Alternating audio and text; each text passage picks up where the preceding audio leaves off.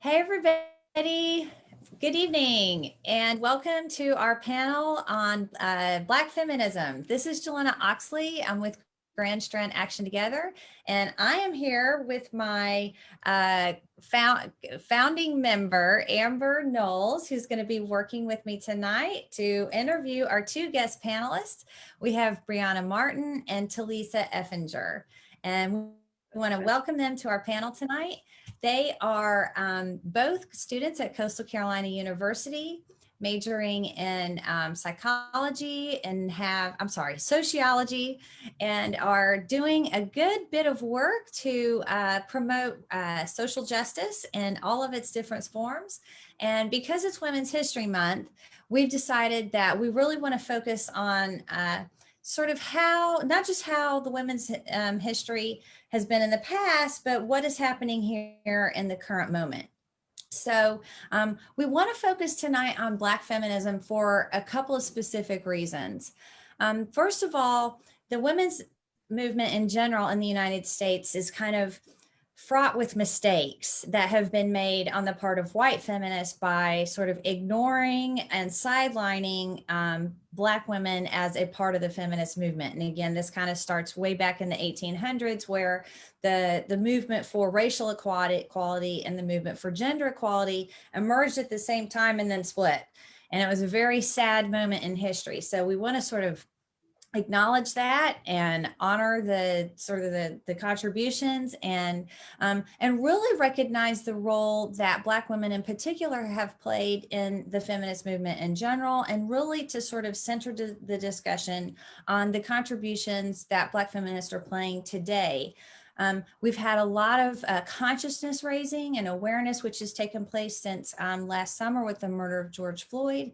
And so I think many people in the world today are sort of ready to listen and ready to sort of take note and think about what we can do today and where we're going, where we've been, and really think about what we can do together, working together, and not white feminists trying to run the show. So anyway, so we're going to get started tonight, and what we'll do is I'd like to, the way that we'll proceed is Amber and I will kind of take turns asking our panelists some questions, and we want to make sure that both of them get the opportunity to answer. And for those of you who are watching live, thank you for watching. And we do have a person who's going to be watching the comments on the event tonight. And so if you have questions for our panelists, feel free to just drop them in the chat there, and we will be sure to get to them. So, okay, awesome. So let me just get started with, let's just kind of start about what is Black feminism. So when you hear the phrase Black feminism or a Black feminist, what does that mean to you, and how do you think of that? And you can, whoever wants to start can start. I'll start. Brianna, we'll start with you. I'll start. I'll start. To me, when I hear the term Black feminism, it kind of reminds me of that intersectionality identity that Black women have. Obviously, we wake up every day and we're Black, and we wake up every day and we're also women. So that's kind of what the phrase embodies to me, both of those identities that we do have and that are both equally important to us and that equally deserve representation and the same level and amount of activism that they should receive. That's a great point. So does that mean that you have double the amount of activist work to do? Sometimes it feels that way, most definitely. Sometimes it definitely feels like that. But I wish it didn't. But sometimes, with just things that happen, it kind of feels like sometimes you have to split your time a little bit when you wish you could just focus on both as a whole and not have to, split them in any way. Right, exactly. Yeah, that's a great point. That's a great point. Talisa, how about you? Black feminism to me is really important. I grew up in a small town in Virginia, very white. So it was something I didn't even get to learn about until college. And I actually learned about it on Twitter. So it was something that I had to hear through the grapevine, which is a lot of our Black history, on social media. We just have to share it with each other. Mm-hmm. So it's something that is near and dear to me. It's something that really means awareness of who I am and where I fit in the world and how that, affects me in the end. So Black feminism is something that, I think we all have to carry, whether we know it as Black feminism or not. Yeah, that's right. I think it's really interesting that you pointed out that you learned something on Twitter. And I think that's so important to, one of the things to think about, just like as an activist or somebody who's aware of these issues, that like there was a moment when I wasn't who I was. Like I didn't know what feminism was. I thought I didn't like it, right? And that we all have to start somewhere. Right. And that all of us can do that. We can kind of get started. We can hear things from our friends. We can, see something on a class listed and be like, maybe I should learn more about that. So yeah, thanks. I think that's a great point. Brianna, one of the points that you brought up reminded me, and speaking of your identity as a whole, and Talisa, you also talked about this as well. I teach a philosophy of law class, and one of the really interesting cases that I like to teach, and I can't remember the name of the case right now, but it's a case that took place in the 70s when they were really trying to do more movement for affirmative action. And so what happened is there was a corporation, I don't know if it was GM, but there was a corporation, and they were like, okay, we hired a bunch of Black people and we hired a bunch of women to so now our quota is filled, right? We've filled we've done the affirmative action. But meanwhile, all the Black people who'd been hired were men. All the women who they'd hired were white. And so some Black women brought a case against the corporation, and were like, you've discriminated against us. Like you're claiming you've checked the boxes, but we're invisible here. And that was the first time when I read about that case, I was like, oh my gosh, like they're totally right. Like there's a sense in which, like, when we think about discrimination, that we don't think about the overlapping identities and how people can get totally just like left out in the cold for no reason of their own. So so thank you for addressing that. It makes me remember now that, like, this is not something that's obvious, right? We can make lots of mistakes have been made.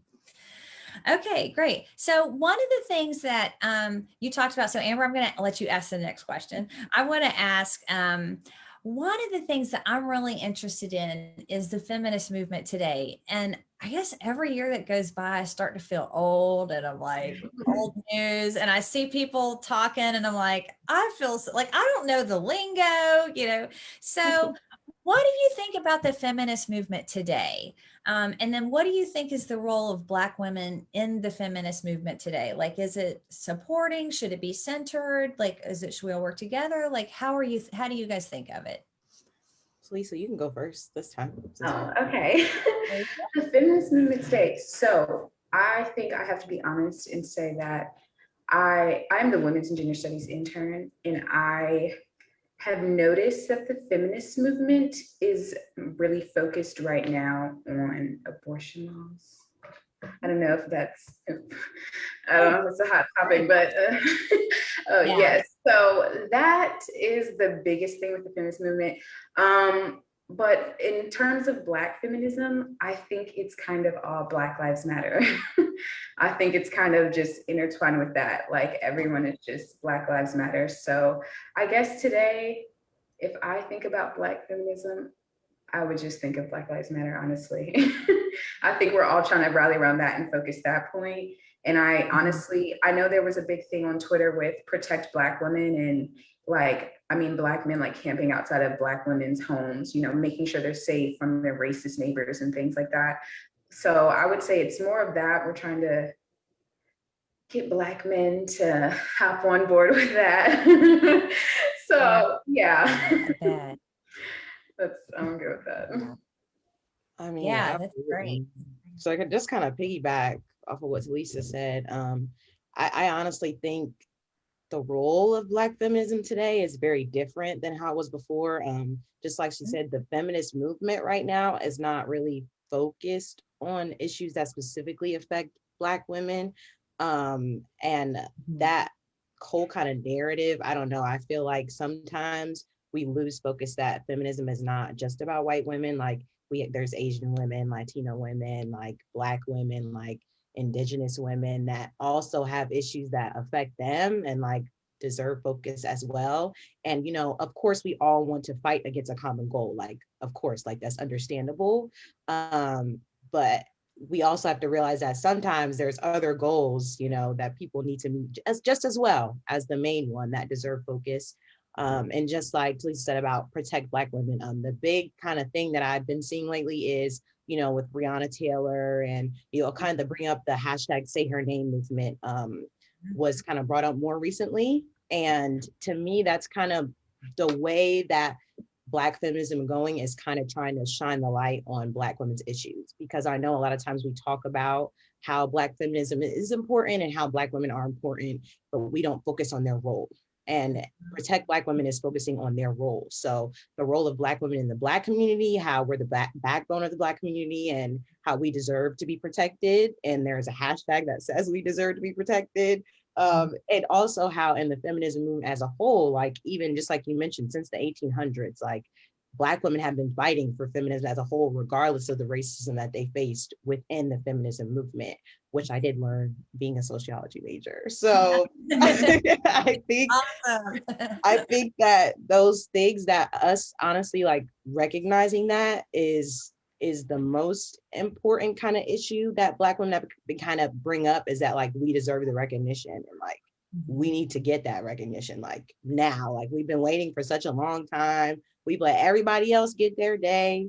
We've let everybody else, you know, be focused, but like saying that we want focus doesn't take away from Black Lives Matter. It doesn't take away from any other movement. Like saying that we want focus doesn't diminish anything else, but it means that we deserve it and that we should get it. Yeah, absolutely. One of the things I think that's really interesting, I'm glad you brought up Breonna Taylor, is I mean, she was killed before George Floyd was, and she just wasn't getting the press. And I think, you know, she is now, but she was rightfully deserving of this. We're the same outrage, right, that we all felt when hearing about how, you know, she was killed in the comfort of her own home while she was sleeping.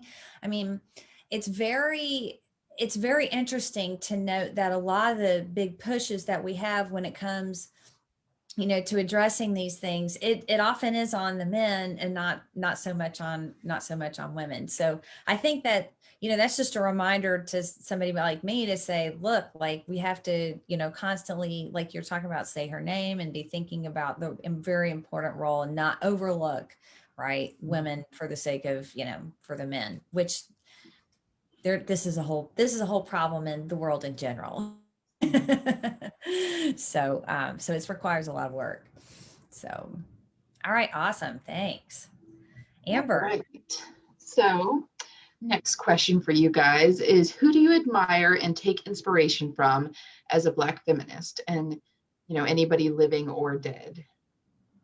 I said Tarana J. Burke. She's the founder of the hashtag Me Too movement. And I recently did kind of a research study on that movement. I learned a lot about her and about how she came to kind of start this movement. And what I thought was the most interesting about her is how she recognized the flaws in her own movement, which I think a lot of people don't do. And I thought it was very interesting how she was open to say, you know, I started this movement for Black women, but it's not for them anymore. And that saddens me because that's not what I wanted. And like, she's continued to, even though she saw that flaw, like she continues to push for Black women's voices to be highlighted within the movement. So I think that that's super important that she does that, because I know a lot of people start movements and they don't recognize sometimes that there is flaws within them. They just keep pushing for the movement and they don't recognize that they may have made a mistake or something might have happened and it's not going how they want it to. And she's just like a huge inspiration for me. Like her book is amazing. Like I just think she's like an amazing person. And she did a lot of this movement starting like on her own, which I think is also like super important to note that like she did it all by herself. And it didn't start getting like recognition until a white woman did it. But like she was the backbone of the movement. And like she didn't start getting the recognition she deserved until a white woman found out that she started it, which is kind of like backwards. But she still, even though like she was so gracious and she was just grateful to just have a platform. And I think that's like I just admire her so much. I think she's like amazing. She's a great person. Yeah, that's awesome. I love Tarana Burke. What about you, Talisa? So I'm gonna go with Angela Davis. I am like, Oh, my favorites. love, yes. I just think she resembles, like, she embodies power to me. Her walking in that courtroom with that afro is, as a little Black girl, a little light-skinned Black girl, I'm like jumping out of my skin. Like, it takes me back to just, wanting to look like my mom when I was a kid and just feeling really proud in those, rare moments. But like, it was, she just is so powerful and knowledgeable. Just her representing herself and just knowing what she's talking about. And that, Brianna, earlier you said, I am a sociology major. I did study that. And I feel that because people will always have to question me, like, well, how do you know?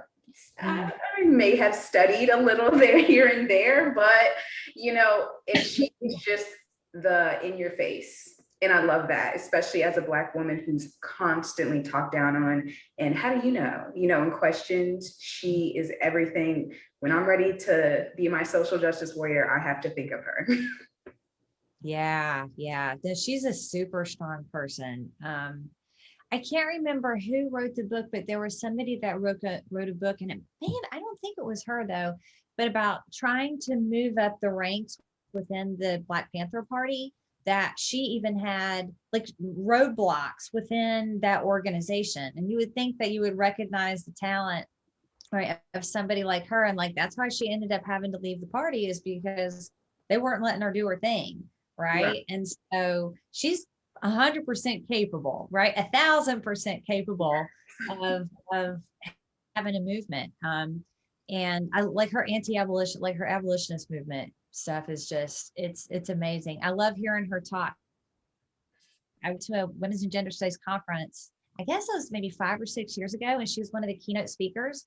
And so I was one of the like many of, like, it must have been 100 women. We were like fangirling her. It was like being at a rock concert. She was like the center of attention.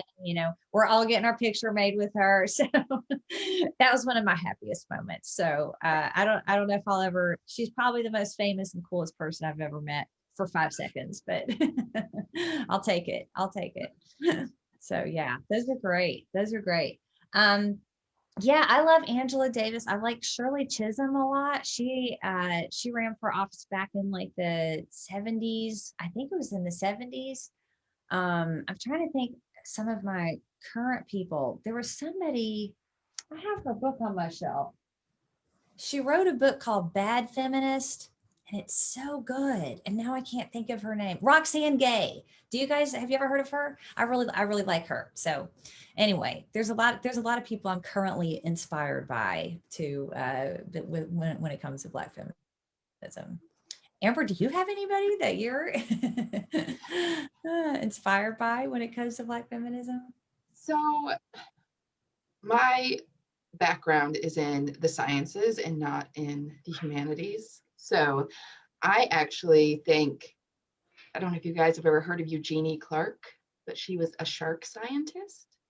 Oh. And just, if you ever had a chance, look her up. She was a really cool lady. She did things that, men were doing, but women weren't, not, let alone a Black woman. So I would That's say her. awesome. I've never even heard of her. Yeah, there's some cool little kids books and stuff about her too, if you want to teach younger people about her. Yeah. Okay, I'm writing that one down. Eugenie Clark. And the sciences are another area in which, first of all, there's underrepresentation of women, but Black women in particular. And then I'm so glad they made the movie, this Silent or Hidden Figures film, just so we could learn about, right, the huge contribution that Black women played, in NASA. So yeah, a lot there. I actually grew up like 30 minutes from where they worked, and I did not know about them until I watched the movie, which is just sad. It's like, we didn't learn. It's just an example of, they could have taught us about that. We could have gone on a field trip. Right. Never taught us anything about it. And it was right there, And it was right there. Yeah. I feel like this about a lot of things that are like, it's right there, and yet we don't talk about it. Yeah. So yeah. So you've talked a little bit about the topics and things that are seem to be of interest to sort of the feminist movement in general.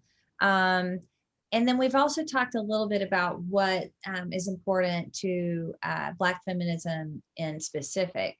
So I'm just curious, when it comes to the issues and topics and things that are important to Black feminism, what are you guys doing to organize around these issues? Do you have any like movements or clubs? Are you participating with other people or partnering with other people? What all's going on? Lisa, you go ahead. Okay. My biggest thing is support Black women in your life, support Black women around you. I can tell y'all right now, I know so many Black women in mental health crises at this moment. There is so much going on. Just support your Black female friends. They are struggling, they are going through it. I am constantly looking at things on Twitter about colorism and I don't know what has been going on lately, but it has been a huge thing on social media. And it's, the more people on social media, the more it's going rampant and the more people are just spewing hate. So please check on your Black women friends. They really need help. Yeah, I just support them all I can, always with my sisters, make sure they eat fed. Honestly, they always forget to eat overworking, always trying to be strong. Sometimes it's okay not to. They need sleep. Like they just support your Black women friends, in whatever capacity they need, please. Yeah. Yeah, no, I think that's such a great point that like you don't always have to be like out on the streets doing something. A lot of it is just like interpersonal relationships with like people who are having to endure like the onslaught of like, the rise of white nationalism, like in our country. Like that's hard, right? That's hard for people to deal with on a daily basis and just like, support them in a really personal way is like central. It's really super important. So thanks for mentioning that, Talisa. I mean, I agree. I think honestly, like just supporting your friends. I mean, right now, like in the workings, one of my like really close friends, we've been talking for forever about starting a podcast to talk about kind of the issues that Black women face, like specifically. Because I know we kind of talk about it, but we don't really talk about it. Like we just say, but we don't talk about the nitty gritty, like the stuff a lot of people don't like to discuss because it's controversial or, you don't know how people are going to react. So I'm kind of in the workings of that. But also I've always like considered myself to be kind of like the supportive friend. So like, I'm always like, just check in on people. Like that's literally the easiest thing you could do is text someone and be like, hey, how are you doing? Like, are you okay? Like, did you eat today? Like, did you drink some water? Like just regular questions, because I mean, obviously like there's a pandemic, like there's so many other things going on top of all the other things that Black women deal with. So like they're taking in literally the whole entire world at one time. Like that's a huge pill to swallow. So like literally just checking in is so, to me, like one of the most important things. And I know on campus we have women of color and they do great things to bring awareness to obviously like minority women and Black women in specific, just providing a safe space for them. And Dr. Hollis, she's great at doing that as well. She's a wonderful woman and she is a really great advisor, and she really makes sure that women of color really does have a space to be able to talk to mental health professionals, whether it's to have a paint night or, anything just to kind of relieve stress or have a safe space. And I think that's absolutely so important right now. Yeah, that's super important. So just out of curiosity, sort of follow up on what you guys are saying, what is something that white feminists can do to like show solidarity? Like, is that like something that we should all be doing for each other? Or like what is a good way to think about what white women can do to support, like doing the same things, I guess, that you guys are describing, like checking in on your black feminist friends, or I'm even just any Black friends, right?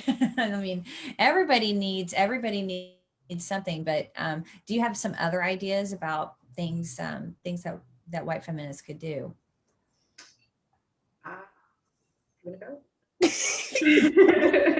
I was just gonna say, I think it's really important to use your voice to highlight the Black women. You're the same. We're the same. I was gonna say the same. I know, obviously we talk a lot about being allies. We talk a lot about, helping, but it's just a fact that white women have a lot more power and a lot more, pull than minority women do. So when it comes to a woman who's sharing her story or something that specifically affects her, like you pushing that out could make the difference to her. You saying this is her story, like you guys need to listen to her story, could be the things that helps her get justice, could be the thing that, gets her story shared viral. Like something so small like that, like is so important, because speaking out and speaking with those people who share their stories is like the most important thing that white feminists can do, because they're really like the ones who get their voices out of the movement. So if you have that type of power, if you have that type of pull, it would help if when a Black woman or an Asian woman shares her story, or a Latino woman shares her story, for you to just say, like, even though I could never go through this, like, I'm going to make sure that other people know that you went through this and that this is horrible. And like, I want others to be able to stand with you just like I want to stand with you. That's great. That's great. Thank you. I mean, I feel like that's what I need to hear.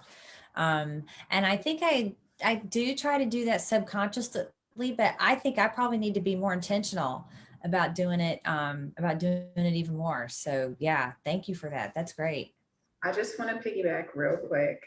And I just want white feminists to know to use their platform, not just, on social media, but like, when someone's interrupting a Black woman, oh, excuse me, she wasn't done talking, like those simple acts, oh my gosh, there's so many times where they'll stop holding the door for me or something, like stop and be like, hey, you see her walking out. Like those little interjections really make sure we feel like, oh, she cares enough to notice that and to not subconsciously be like, oop, and let it go. She cared enough to speak out and say, that little gesture can really make our day, because it shows that someone sees us. We're not invisible. When they bump us on the street, like just speak out. When you hear someone say something that's misogynistic or racist, your brother, your cousin, your friend's friend of a friend, just stopping them, not letting it be around you, all of that stuff means so much. And it has to be intentional. It has to be every time. Talisa made such a good point, like about the invisibility. Like that is something that we don't talk about a lot, but like, the more I get involved with like social activism and the feminism movement, I notice how Black women's voices are so easily silenced within these movements. And I think that some people have become so used to that being the norm, that when people do speak up, that it becomes a bigger issue than it should be, instead of just letting the Black woman speak, like letting her say what she has to say. And it could have all been avoided if she was just recognized in the first place. And that recognition and that kind of cloak of like, oh, we're here, we're supporting, but like, we don't ever really get to focus on what we want to focus on. Like, we're just always here for everyone else. But like that, we never get to be in the forefront. And I think that that's kind of really like what like myself and other Black feminists are pushing, is that like Black women deserve this. And like, enough is enough. Like, we deserve to be in the front. Like, we deserve to get that recognition. We deserve to have other people speak up for us. Like, these are things that we should not have to ask for, but because we do, they should be recognized moving forward. Yeah, that's great. That's great. I mean, so that actually tags on to one of the things that we were also going to ask you, which was about when we're doing our feminism. And Talisa kind of hit on this and talking about that it's not just about social media, because it seems like there's today, a criticism within, or discussion at least within activist movements, are the problem of like performative activism, right? When you're just like, up there talking the talk, but not really doing the work. And that's a challenge, right? That's a challenge for anybody, right? To be like, what am I doing that's just symbolic and is it not really doing anything versus like doing the work and not just, you know, going through the motions and pretending.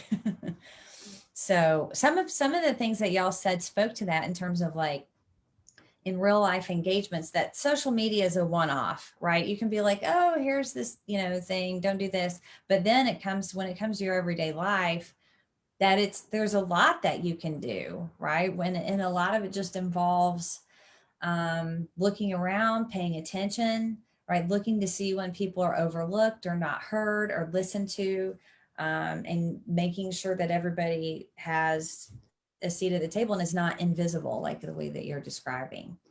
So I don't know if y'all have anything to add to that about the problem of like, I don't know, performative activism. I think We can talk about that all day. You could.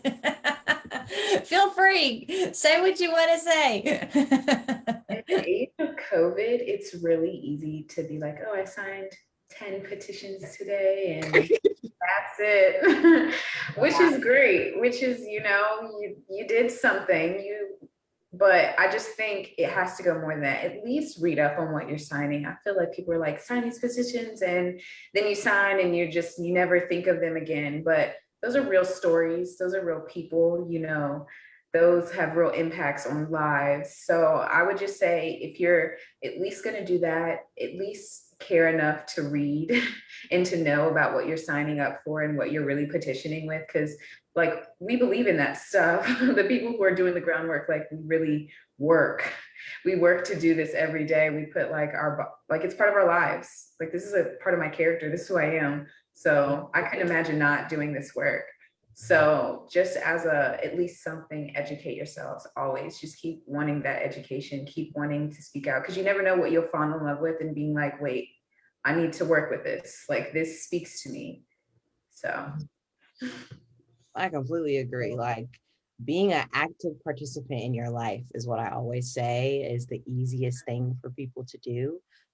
Because it's so easy. It's so easy to repost nowadays. Like, it's so easy to repost what somebody said, or, you know, but being that active participant is when you hear your friend say an ignorant joke and you saying, okay, like maybe that wasn't the right way to say this, or like that was offensive. Like, you have to be able to check people in your real life. If to put it simply, we could do a lot of going back and forth on the internet. We could do a lot of, you know, retweeting, subtweeting on Twitter. But when it comes to that friend in your sorority that said this one thing, are you going to say something to her, or are you just going to let it go? That's where I think the real groundwork comes in, is once you feel so confident, and because we don't get to choose. Like, when somebody says something, like, I'm always going to say something because that's who I am. But to other people, that's not who they are. So stepping out of that kind of box of just kind of ignoring all those microaggressions and micro insults that people say on a daily basis, and just going out of your way to say, okay, no, like, that's not right. And you will find, because when you really turn out to be active, you will hear so many things that you have never heard before. And you'll be like, I didn't even know people were saying this stuff. Like, because nobody has decided to tell them that it's wrong, and nobody said to them, you don't need to say that, like, that's offensive, like, that's racist. Like, nothing is going to change if the other people, like, the minorities can say everything all they want to, but nothing's going to change unless the people in your household, the people you go to eat coffee with, the people at your church, until you say something, like, the message is not going to come through to them, because they're not seeing how it is directly affecting anybody around them, what they say. But when it directly affects you, maybe they'll think a little bit about the next time they say something, or they'll think a little bit the next time they want to say an insensitive joke or remark. Like, that all starts the conversation. So I think that is the most important thing that I've learned, like, in my activism journey, is telling people to be like an active participant in their daily life. Just thinking about those things and seeing those things is so important to me. one more thing. Go for it. We kind of talked about this, but it really is easy. I think there's a narrative that it's like, it's easy to just brush it off, like, oh, they said it, you know, and move on. It's so easy. It is so much harder to, you know, be the one to say it. But sometimes Do we always have to be the one to say it? Because it is hard. It really is. But I promise you, it's so much easier in the end to not have racist and homophobic and all those type of people around you and just say it. So you can check it then and never have to worry about it again, than letting it keep happening. And then the Black and brown people around you and all the people of color around you are, miserable in that atmosphere.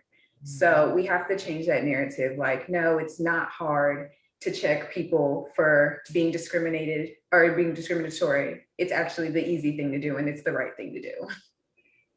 And just like Lisa Yeah, said, it it's not, is. It's definitely, it's not like brown people's job to check you. Like, it's not our job to have to educate you. It's not our job to tell you about our issues. That's not, we shouldn't have to do that. Like, we shouldn't have to do it. And the fact that we have to do it is so tiring because you don't want to have to constantly be an educator or a spokesperson. Like, sometimes you want to just mind your business and do what you want to do. right. But when you have a friend, Watch and me. right, or when you have a friend or somebody that stands in the gap for you, like, that means so much. So that means so much more than people know, like, that I don't have to say it and you said it before me. Like, that makes me feel so good because it feels like I know you see me, you see how I'm feeling, you see what I'm going through, and you know that it's important, and you decided it's not her job. She doesn't have to say that. I know this person too. I can say something. She doesn't have to say something. She's not the only person in this class that should be offended by this statement. And the Yes. other people Yes. decide to speak up.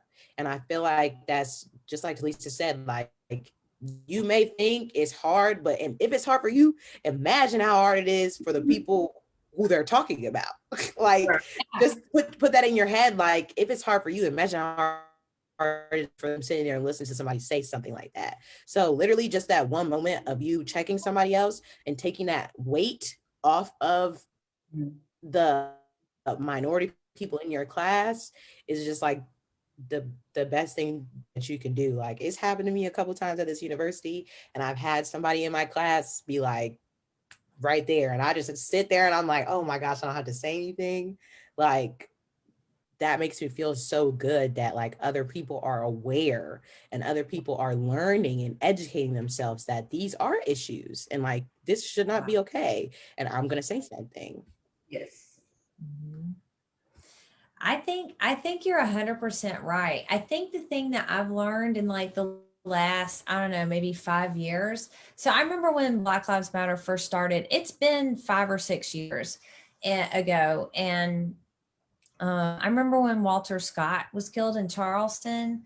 And I remember I was like, man, I need to do something about this. And like, so I just started like in all of my classes, like every opportunity that I have to like inform people about America's racist past, which is super racist, right? There's a book called The Color of Law, which basically goes through and like explains all the laws that have been passed that have been intended, right, to basically keep Black Americans down for like hundreds of years. And so I've been trying to just do more educational work on myself and just like, no matter what the class is that I teach, I'm like, make sure that we talk about, and not just like one day, but like over and over and over. But the thing that you said that made me like really, so I think the thing that I always used to feel is like, well, I'm the teacher, but like I shouldn't wear a t-shirt. And like, if I'm like, because I always used to think like, well, I understand why Black Americans are mad, but like, am I supposed to like be out there fighting too? And then like, it made me like one day it just clicked that like, you know what? Yeah, absolutely. It's not on them. It's not on them to be like out there fighting their own battle. Like they need it. Like you need help. You need allies. You need to do it.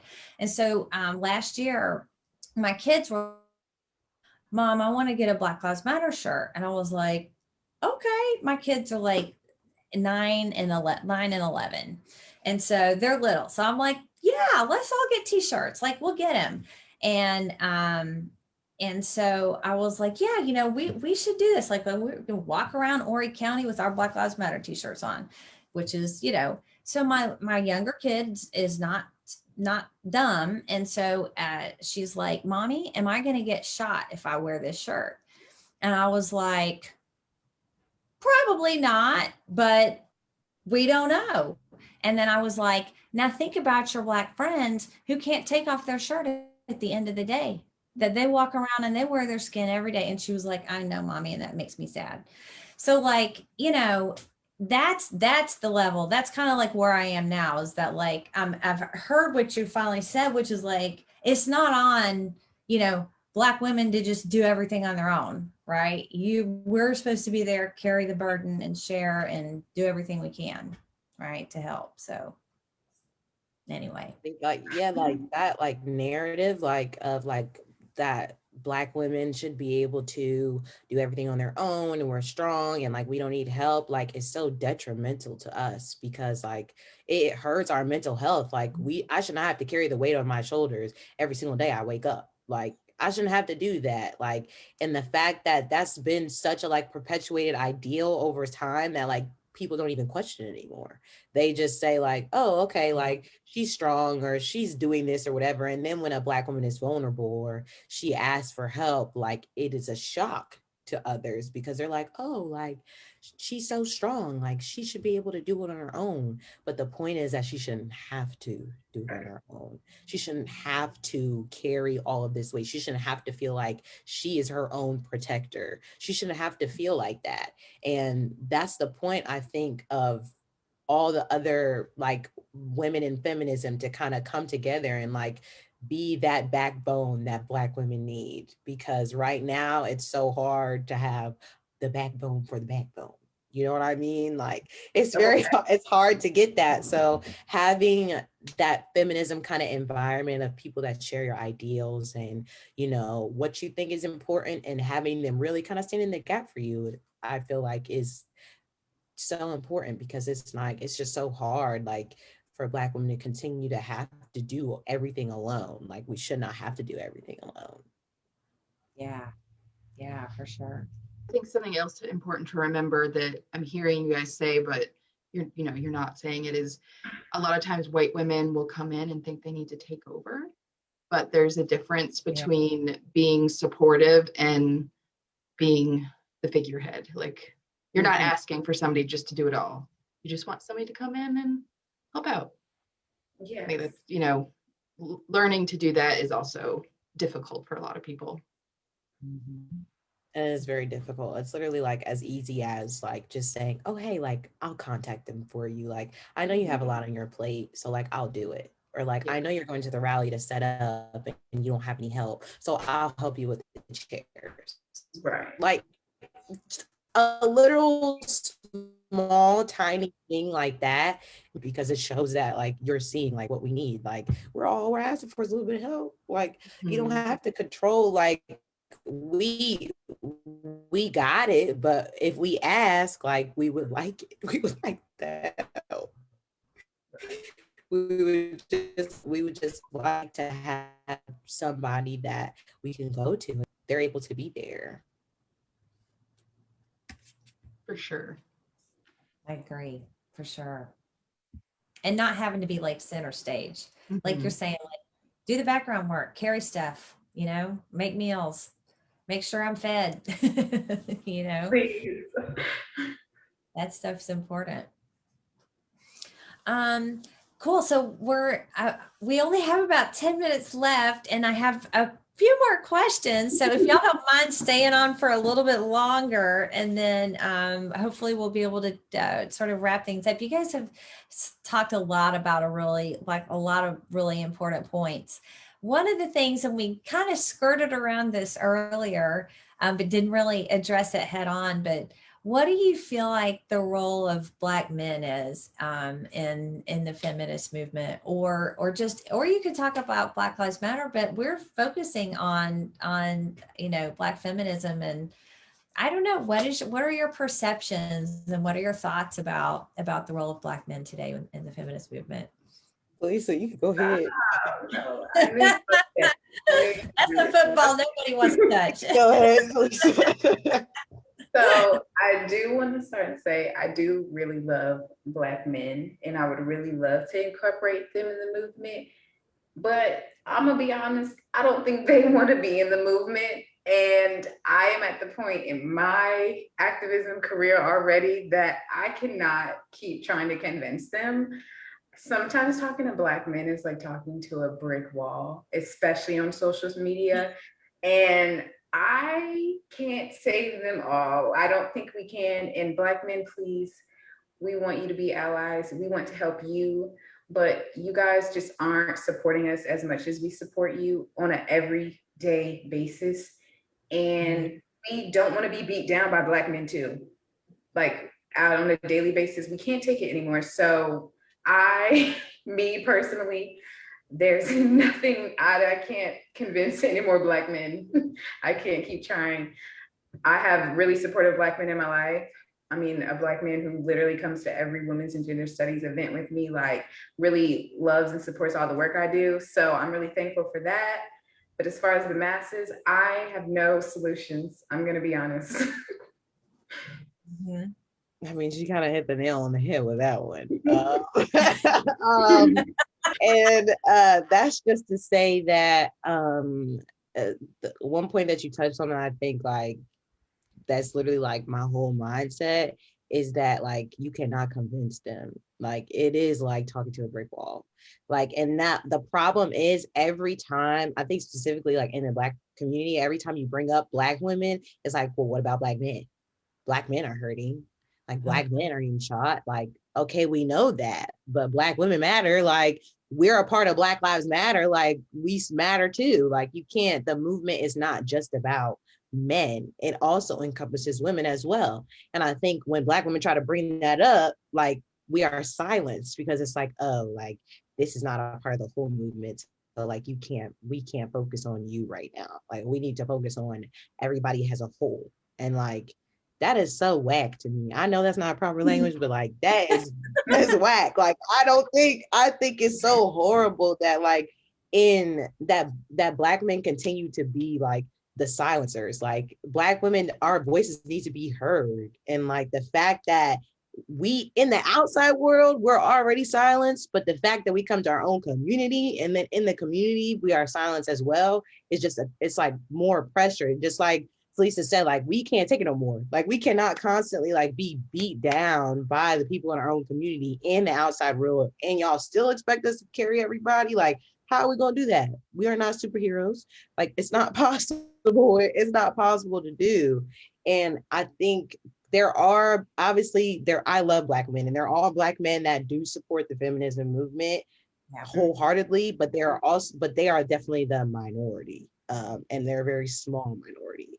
And the majority obviously speaks louder, and the majority doesn't care. The majority doesn't care about colorism. They don't care about like Black women when it comes to sexual violence. They don't care about the issues that plague us specifically.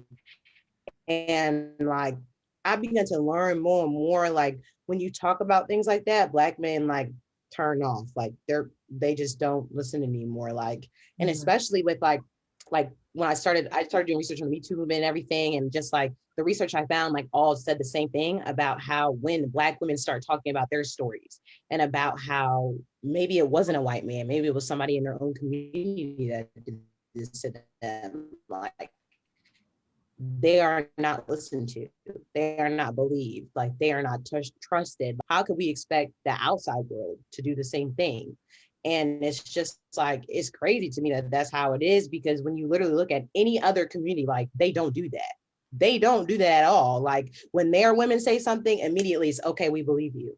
Like, I'm not gonna question you. But when it's the shoes on the other foot, it's like, oh, maybe she's lying.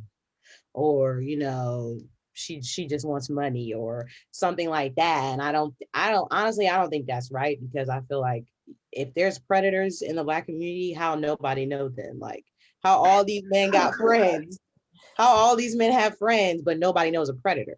Like that doesn't add up. So like when you bring up things and you call people out, the accountability is not there. Like people don't want to take accountability for their actions. So when you call them out and you're like, okay, well, like this happened and that's your friend, like you didn't say nothing, you didn't check your friend, you didn't say anything, you just brushed it off. Like the accountability falls on you, and they don't want to accept that. So when you do that, then all of a sudden, oh, you do too much, you talking too much, oh, you being too loud, it's not about you. Like, and that kind of idea is so, it just makes my skin crawl, because I feel like it just doesn't sit it just doesn't sit right with me, because we're supposed to be together as a community, and like Black men, like they just don't care. They just don't care about the issues that plague Black women, like, but they want us to march for them. They want us to be there for them. They want us to, you know, continue to be their healers. Like they want us to do all those things. But when it's time to come out for a Breonna Taylor rally, or it's time to come out to say her name event, or it's time to come out to support a Black woman who's accused another Black man of sexual assault, they are nowhere to be found. And that's, oh no, go ahead, Talisa. Okay, because you got my brain going. I think another big issue with Black men in Black community is, in like Black feminism specifically, is like we are so sexualized but very undesired, like in real life. And this is coming from a light-skinned woman. I have a completely different perspective. So Brianna, I really want you to speak on this, but colorism is real. And every day I see a video of, yesterday I saw a video of a white woman with mixed kids call a dark-skinned man the N-word for not serving her because she didn't have a mask on. And everyone is like, these are your Black kids. These are your Black kids. And I just cannot believe that that happens so often, yet Black women are constantly, dark-skinned women are bashed and belittled. And I watch it every day, and on social media, TikTok, it's rampant, and I'm tired of it. Don't ever slander a dark-skinned Black girl around me. I will not have it. I will not have the colorism. I do not want it. You guys aren't really into light-skinned girls. You're just taught that way. There's nothing wrong with our darker-skinned Black girls. They're beautiful. Like I grew up in like a suburban, like white community. So obviously, like, I mean, I'm not even that dark, if we're being honest. Like I know darker women than me, but I was considered dark skinned. And like me being considered dark skinned somehow was a bad thing. Like the things people have called me, y'all would not even believe. Okay. And it's crazy because it's not even from the white people, it's from the Black men that say these things. And that's why when you said you can't say my mom, I was like, no, you cannot.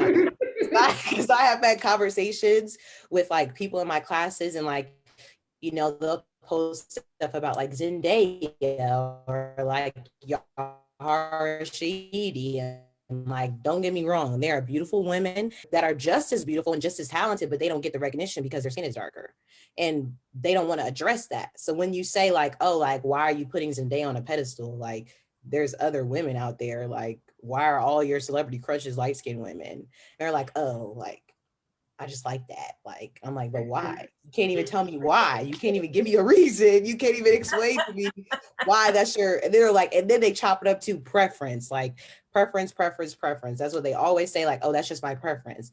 Is that your preference because you grew up watching videos with only light-skinned women and that was the ideal of beauty? Or is that your preference because is that what you really like? And can we talk about preference? Like, I prefer an adventurous person. I'm not gonna say I only prefer light skins. Like, no, I prefer someone who likes to go outdoors. I prefer someone who likes cats. Like, can we those are preferences. Those are what I prefer. I'm just like, oh, I didn't know, like my skin doesn't make me. Right. It makes my place in this world, but it doesn't make me. I think like it's such a topic. Like when you talk about it, they get so defensive because they're like, what? No, not me. I love all Black women. I'm like, if you love all Black women, why are you telling me you would never date a dark skin? Why are you telling me I'm cute? Why are you telling me I'm cute for a brown skinned girl? Like, I'm cute regardless. It don't got nothing to do with my skin color. Like, just tell me I'm pretty and move on. Like, that's what they do. And they don't find any fault in that. And when you bring up that it's a problem, it's like, oh, well, it's always you dark girls always got something to say, like da da da da. And like that's what they say in response. Whenever a darker skinned woman has anything to say about how they're being treated, they chop it up to, oh, the Black woman aggressive narrative that society perpetuates on us already. And that's what they say. And it's like, not like, I don't get that. Like, that doesn't make sense to me. So when you bring it up, it's kind of like ignored. And then like the hyper sexualization that you talked about, like that is so true, especially for darker skinned women, because like light skinned women are fetishized, but like dark skinned women, we're fetishized like and hypersexualized by the people in our own community. So like you'll like when I know I'm talking a lot about my research project, but I learned a lot about this when I was doing all this research, and that like that hypersexualization like started like before slavery, like when like young girls, like babies were coming to this country, like there were caricatures and stuff made of them like naked. Like, why is there a baby naked? Like on a newspaper. That's not right. Like, but that was okay. And that was ingrained into the society that it's okay to hypersexualize little girls, to see a little Black girl and say, oh, that's too grown, or she's being too grown, or she's doing too much of this. Like, but when other races do it, it's not, that energy is not, the same energy is not applied. But that's only because Black women have been so hypersexualized. And so like the Jezebel narrative of our women is like so perpetualized on us that that's what people really believe, like that it's like. And like that's why Black women have some of the highest like sexual assault rape rates, because it doesn't matter. Like they don't think, like even the police, like the restart police literally say like, oh, like that's Black women, like it's promiscuous. It's like they automatically assume that promiscuous before they don't give them benefit of the doubt.